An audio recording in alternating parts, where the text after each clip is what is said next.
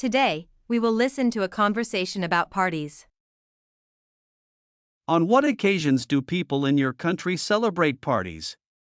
There are many occasions when people throw parties such as New Year's Eve, wedding engagements, family reunions, birthdays, etc. But sometimes people hold parties just when they meet up and want to have something fun to do. Are you a party animal?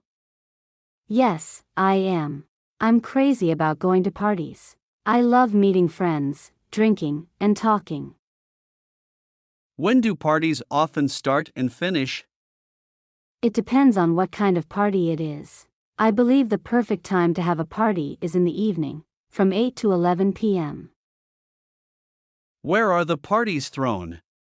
They are held inside or outside. Some formal events like weddings/housewarmings are organized inside, while others like family reunions and birthdays may be held outside. What do you usually wear when you come to a party? I often wear casual clothes like a t-shirt and jeans if I go to informal parties, and a dress for formal ones. What do people do in the parties you attended? At the party, people talk, eat and drink together. Some go there to find business opportunities and new partners.